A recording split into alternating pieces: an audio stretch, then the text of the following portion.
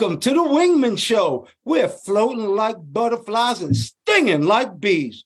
Rumble, you badass jet pilots, rumble. Welcome to the Wingmen Show. My name is Drew Brown. My wingman, my main man, the guy who looks after my six is Dr. Paul Thompson. Hello, Dr. Paul Thompson. Well, Mr. Drew Brown, how are you doing today? I'm doing pretty good myself. I'm doing real good. You ever heard this song, 99 Problems? And it's too short, but say, but a biatch ain't one? I have heard that. Well, guess what? We got 99 podcasts, and we just begun. So 99 podcasts. Congratulations, Dr. Paul, Captain Paul, Commander Paul. Well, congratulations to you. 99. We just have one more to go to have triple digits. There you go. There you go.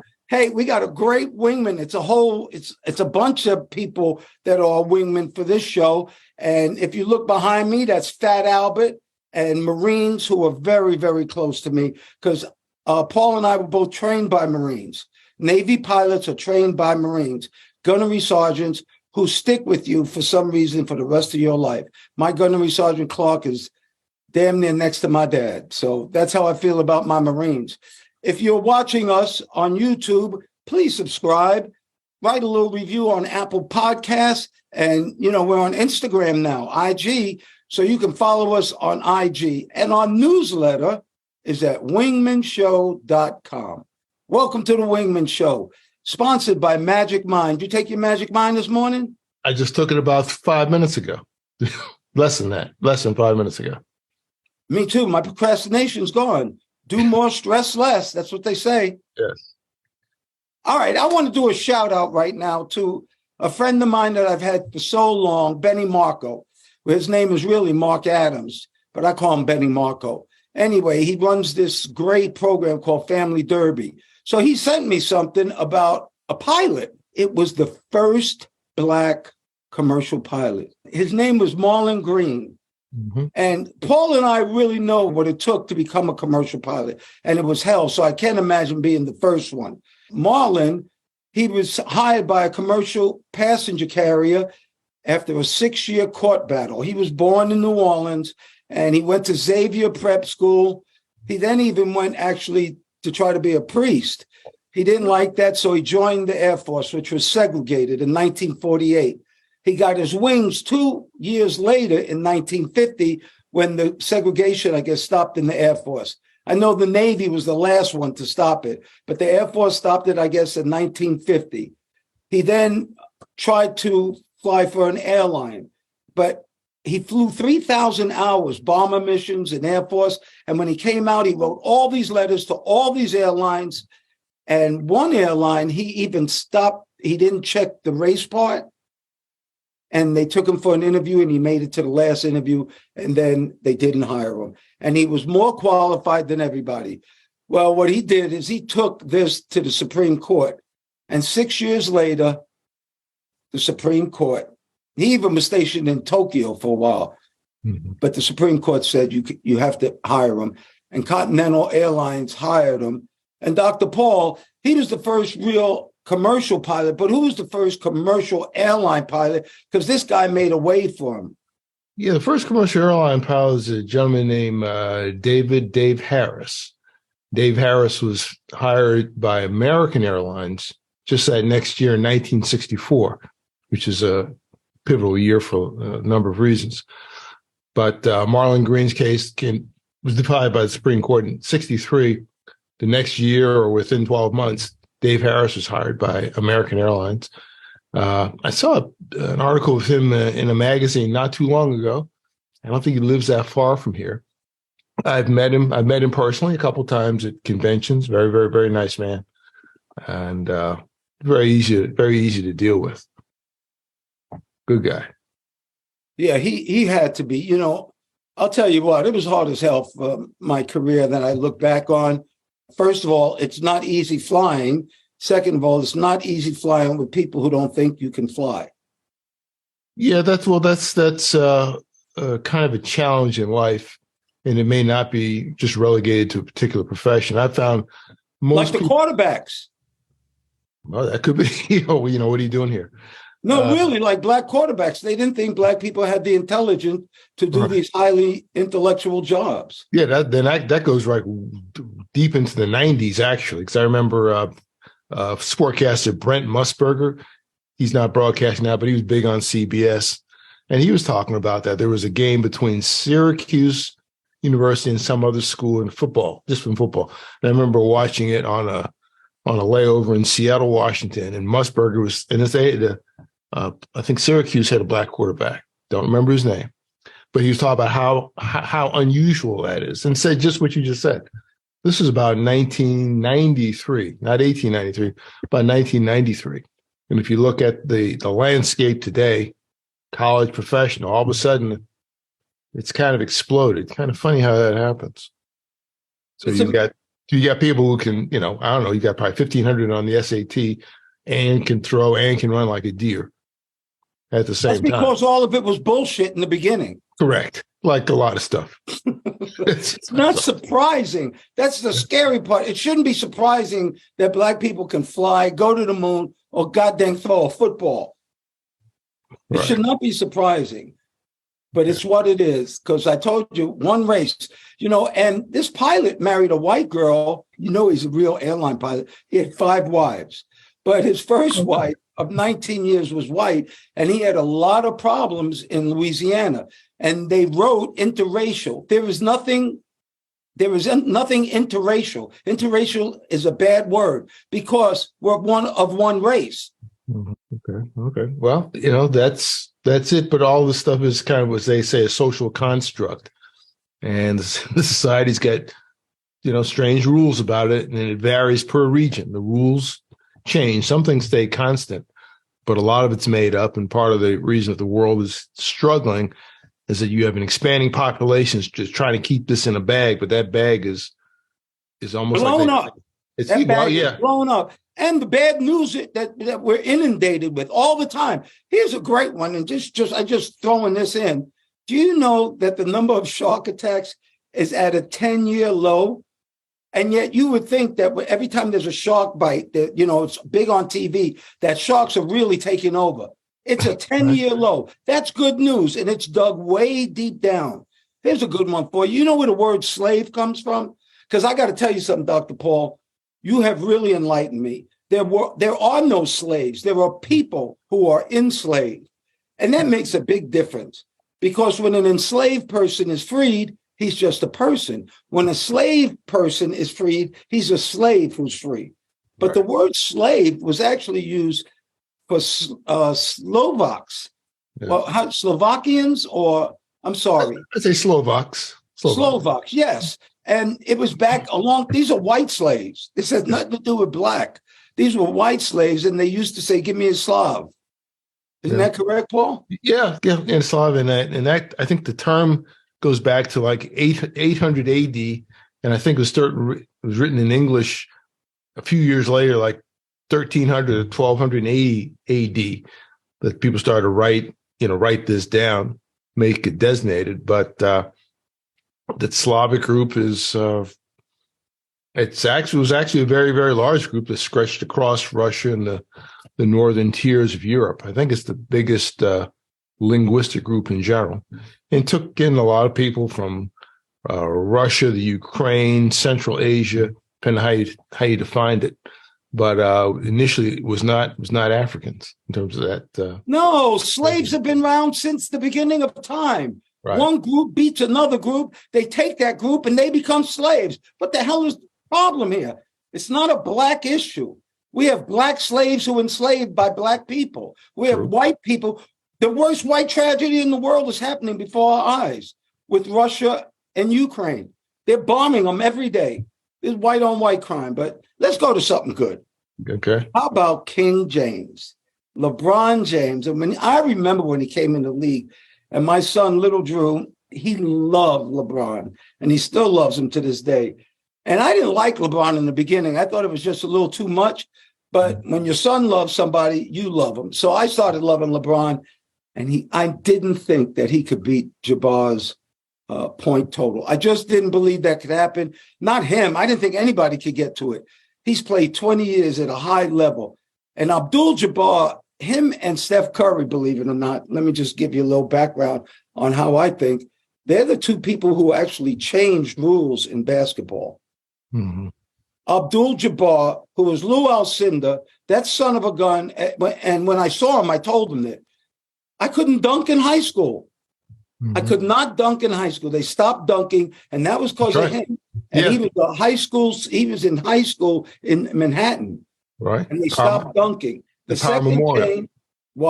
At Power Memorial High School. That's correct, Power Memorial. And the second change was Steph Curry, the three-point line. He changed how now little kids can play basketball again because it was getting tall. Everybody has to be tall. Yes. Well, now, if you're short and you can shoot, you can play. Yeah, it was amazing. I watched the I won't call it a service, I guess the display, what you would say. The celebration when he broke the record and Kareem presents the ball. And I thought, everybody's getting older. If you think about it, when Kareem set that record, LeBron James was probably like 3. 40 year, almost 40 years. 40-year record. So he's 38. So maybe he wasn't born. He wasn't born. Yeah, he wasn't born by a few months. And I thought about how things go, and you see where people are getting older. Kareem is older. And I remember actually standing next to him once many years ago, and before I knew who he was.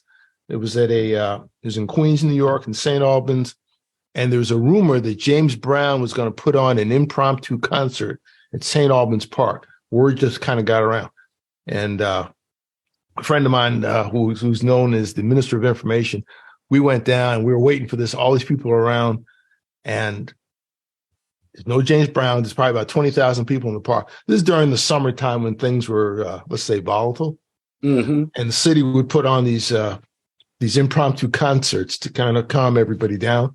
I found out later on that's what it was for. And anyway, everybody's waiting for James Brown, and there are license plates, out of state cars. I didn't know never saw a license plate from Delaware before, for example. And I remember seeing one. It looked like Pennsylvania, and we were looking for James Brown. There's no James Brown, but there's this guy near me, and he's tall. He's really tall. And this is probably 1968 or 69-ish, I think. And he looks familiar. Why should I know him? I kind of figured it out. He had like giant legs, small trunk. He was with a young lady with long hair, and they were looking. And I said, I wonder, is that? I think that's Lou Alcindor. Yes, it was him. As a young man, he was probably maybe at that time probably a freshman at UCLA, and that's before they were broadcasting basketball games. You couldn't just see stuff on TV. You listen to it on the radio, maybe, or if you had an old TV set late at night on Saturday, you move your rabbit ears. You might tune in a game on some off channel, and UCLA is playing Notre Dame or something like that. You might see it. So, we're not really familiar with him. But I looked and I said, that's him, because he's still in college and he's a freshman. They didn't play. Also why we're not familiar with his college days, because you and I grew up in New York City. College sports meant nothing to us. Right. I didn't even know they had sports. It meant zero to me. I knew Knicks, Yankees, Mets, Giants, Jets, Islanders, Rangers. I didn't know anybody else. A foreign one was the Nets, the New Jersey Nets, remember? Yeah, which initially it was the New York Nets, and they played on Long Island in Amityville or something. Right. Yeah, I've never been out there to the Nassau Coliseum. But you just knew Walt Frazier that you got a picture with. You knew him. I don't know nobody in college, except this guy Lou Alcindor they started talking about. Well, I'll tell you what, I met Lou when I was a little boy in Farrakhan's house. He had Lou Alcindor and the Champ over at his house, and they were kind of recruiting for Muslims back then. And I remember that very well. I was a little boy. The Champ, Ali was just running around the house trying to chase me, call me, come here, you little nappy head Jew. And it was a great time. He was like my big brother. So anyway, LeBron James is now the king. And do you realize, Paul, he is 4th in assists, which is incredible because he is not a scorer. That's the most amazing thing. Mm-hmm. He's a playmaker. Michael Jordan is a scorer. Yes. So I think that's just, I that's just. Good. And the difference between him and Kareem, yes, Kareem did it, longer period of time, only took one 3-point shot. So that, there's a difference there. That's right. Yeah, I mean, it's not like steroids and no steroids, but there is a difference in terms of numbers. But let's talk about something real, because him and Brady, what do they both have in common? They take care of themselves. Yes. LeBron puts $1.5 million into his body, whether it's massages or machines or vitamins or food. They don't eat junk. Right. I want kids to realize this. I want grown-ups to realize it. They look so good on TV because they work on themselves. They do. And I think part of that work, they may not be consuming the products that they pitch on TV a lot. Hell no. I don't think they're drinking that much soda. Because if you look at LeBron, look at him physically and versus other people that age at that level, he's just moving guys around like they're not even there. That's he unusual. Doesn't eat junk, and he didn't in high school either. Good job, LeBron. You're the man. Now, I'm going to show everybody on YouTube a T-shirt. And for the people who are not on YouTube, who are listening to us, I will tell you what this T-shirt said, because I ordered it, and it almost made me cry. And it said, Grandpa, granddaughter's best friend, grandson's best partner in crime. And it has a guy holding a little girl and a little boy. And when I saw that, it just did something to my heart, because now that I have grandchildren, I had no idea it was going to be this good. None. It's like nobody, it was like a big secret. But God is good, because I have 2 grandchildren, and that's how I feel. One day, that's my dream, that I'm her best friend and his best partner in crime. Yeah. Having a grandchild changes your life in a different way. It's different than a child. Having a grandchild is very different, and you go through different feelings and different emotions as they develop. You see some similarities to your children, and you also see some differences that you have to maneuver and navigate, which is interesting. I mean, I couldn't brief anybody and say this is what to expect exactly, because it's so dynamic. But it's a different feeling, and one to cherish. That's true, Dr. Paul. Well, guess what? It is now time for a Wingmen Show PSA public service announcement, and it is from the 11 Facts in Life. Education is necessary. Knowledge is mandatory. Education is necessary. Knowledge is mandatory.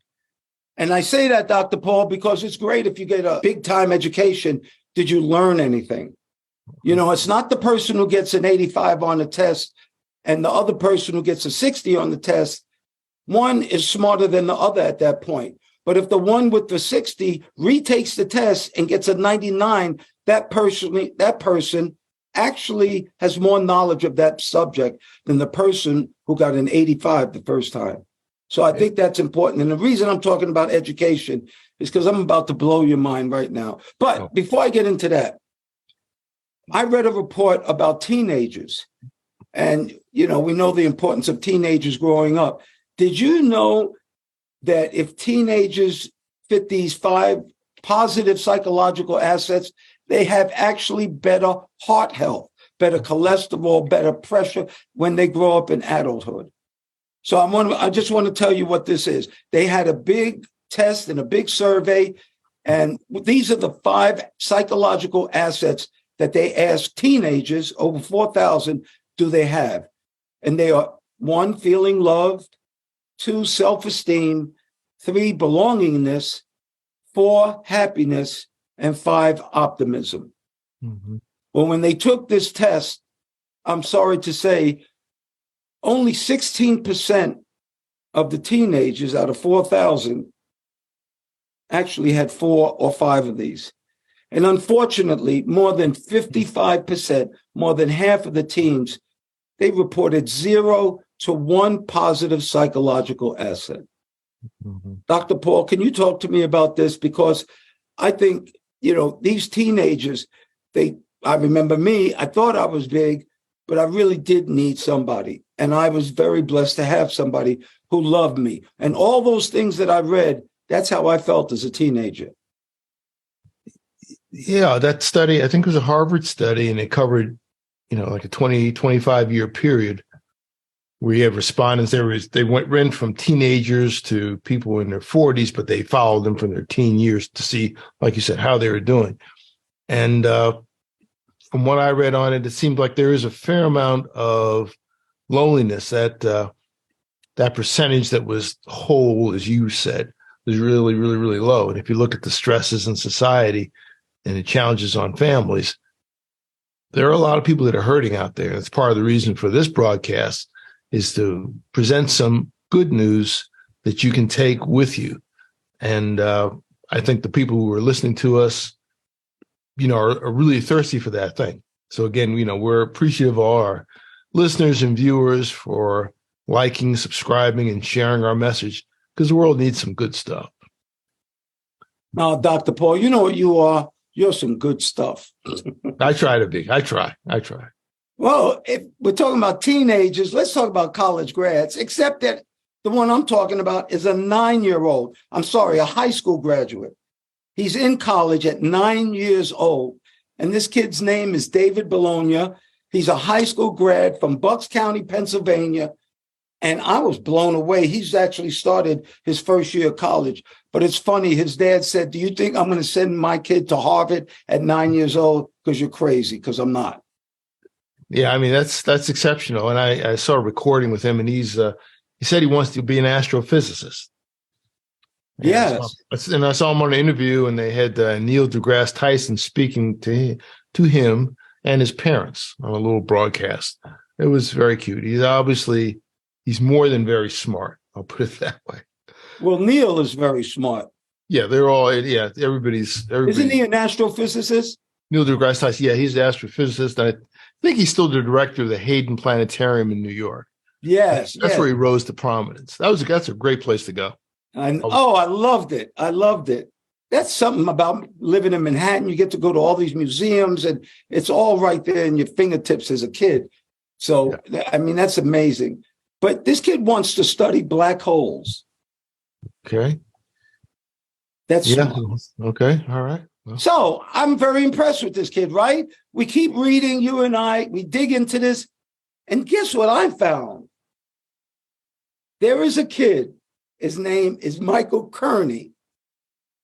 He graduated high school at 6 years old, graduated high school from San Marin High School. He got his high school diploma at 6. He got his associate degree from Santa Rosa Junior College at 8. He got an anthropology degree from the University of South Alabama at 10. And also he was the Guinness World Book of Records for the youngest college graduate, 10 years old. He got his master's degree in chemistry at 14. He got his master's degree in computer science from Vanderbilt at age 16. And he has a PhD now in chemistry from Middle Tennessee State University at 22 years old. That is freaking incredible. And I don't even see how that can be done. But I guess it's online, but home studying. I remember that I was a little bit smart, and I was smart enough where I was going to be able to skip a grade in junior high, and my mother wouldn't let me do it. Okay. She says, you need to be in the right age group with your right peers. Okay. So I remember I couldn't skip from 7 to 9. I had to go to an SPE class, 7, 8, and 9. Okay. So, well, that's probably the only reason you're not in the Guinness Book of World Records. That's probably it.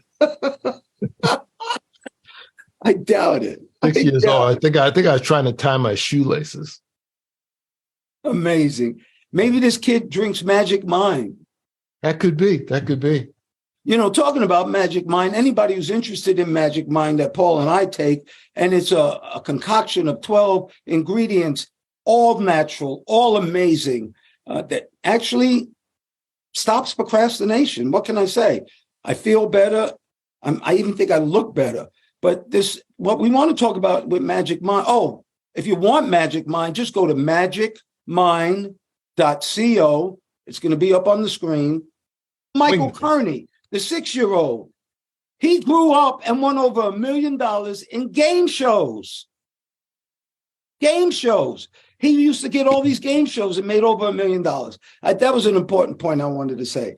But getting back to Magic Mind, magicmind.co, put in the code Wingmen, And what it has is something that Dr. Paul wants to tell you about, which is real important. One of the ingredients is B complex. Dr. Paul, can you enlighten us? Yeah, B complex, need your B vitamins. There's a bunch of them. There's B1, B2, B3. There's no 4. There's 5 and 6. There's biotin, folic acid, and some called B12. That's your B complex vitamins. They're good for everything, for your alertness, your health, your mobility, heart health, muscle tone, and quiet is kept. Having a good B vitamin in your system is good for dealing with people who are jerks. That's what I remember. Basically, it's good for stress. Mm-hmm. So if you're particularly in stressful situations or dealing with a bunch of jerks, stay up on your B complex. An old friend gave me that advice about 35 years ago. I thought he's making it up. No, he's not. It helps. Take your B complex, or take your Magic Mind, get the good stuff in it, give you a positive attitude, make you more efficient, and you get stuff done. That's a trip. Somebody will be a jerk to you, and you say, "Excuse me, let me get my Magic Mind." Open up that little bottle, get a hit, and say, "Go, continue." Yes. Yeah. Well, people can only affect you like that if you allow them. I have a big hotel in my head, and it says no vacancy. Sorry, you can't get in. Took a long time. Time on planet now. Time on planet. Right. Well, let's talk about our wingman this week, because this is an incredible story about a child who was in 7 adopted homes. And as a young person who needs love more than anything, to keep going from home to home to home has to be psychologically just damaging. But Jasmine, you want to tell us a little bit about Jasmine? Because it turned out to be Jasmine Day. Jasmine Day, yeah. This is our wingman. Sometimes, well, this is a member of the squadron. Good wingman takes care of his other wingmen, wing person or wingman, or be it one or a bunch. In this case, here was a wingman that needed support, so the whole squadron supported. And this squadron is a squadron of second graders. Mm-hmm. And Jasmine, well, you said this is out of Danville, Alabama. If you ever heard of Danville, it's near Decatur, Alabama, which is actually not far from Huntsville, Alabama. I looked it up, and it's right off the Tennessee River, if that means anything to you. Population about 57,000. But this Jasmine Day, they were counting down to the day when Jasmine is going to be officially adopted by her family. And the school and the parents, the foster parents, thought that this would be something that they could all celebrate together, because apparently Jasmine had gone to school with all of these kids from, I guess, kindergarten grade, first grade, and now second grade. And with the assistance of the principal and counselors and the court, they took the whole class into the courtroom, where she was officially adopted by her new parents, Melanie Brown. She became an official Brown. There's a nice picture of them all standing together, and they refer to themselves as a tribe, interestingly enough. They say, "This is our tribe." And there's a picture of the judge, presenting her a certificate or something very pleasant. It was just a nice day. It was a nice surprise day. And the interesting thing also was the adopted parents, Melanie Brown, her husband. Melanie said she was adopted herself, right? But was kind of shunned by the children and made fun of because she was adopted, and she didn't like seeing that. But nobody wanted you. Yeah, that couple has. I think now they got six adopted children and 6 foster children that they take care of in their home. There's a lot to be said about that. That's a real wing. You're right. That's a squadron. Yes. 100%. And they all had T-shirts made saying, "We love our village." Yeah. Best part of this story that I remember is when her mother, Melanie Brown, said to her, "We're going to adopt you. You know what adoption means?" And she said, "Yes, it means I don't have to leave this house anymore." Right. Could you imagine living as a young person, never knowing if you're going to stay? So I think that's a great wingman story. And I will tell everybody, and especially you, Dr. Paul, whatever is beautiful, whatever is meaningful, and for everybody out there, whatever makes you happy, may you have it today, and forever. And I pray for peace. I pray for peace, and I pray for everyone to be safe. Thank you once again, Dr. Paul Thompson, my friend. Thank you for your love, your time, and that's something that we won't ever get back. I want to thank all the listeners, too. Thank you so much for doing the show, Dr. Paul. We're jamming. Well, thank you, Mr. Drew, for inviting me on. Always good to talk to you. And ladies and gentlemen, please remember to like, share, and subscribe to this podcast or any of the podcasts. If you're looking at YouTube, they say smash the like button. Don't smash it. Just press it gently and refer to use as a link to all your friends. You can also look at us on our website, wingmenshow.com, WINGMEN show, SHOW.com, altogether, wingmenshow.com. And we hope to see you in the future. Thanks again, Mr. Drew. Oh, you're welcome. And we're still floating like butterflies and stinging like bees. Rumble, you badass jet pilots, rumble. May there be peace on earth, on goodwill towards all men and women.